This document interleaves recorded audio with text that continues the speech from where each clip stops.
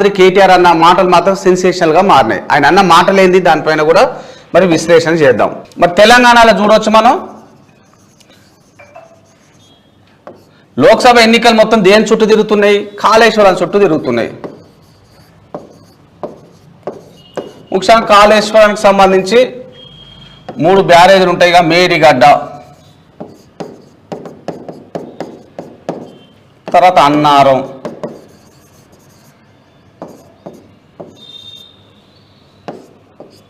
సుందిల్ల.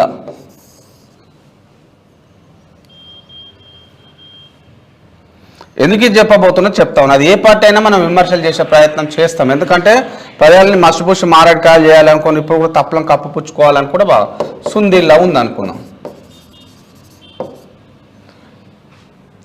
ఇప్పుడు పార్లమెంట్ ఎన్నికలు మొత్తం కాళేశ్వరం పైన తిరుగుతూ ఉన్నాయి.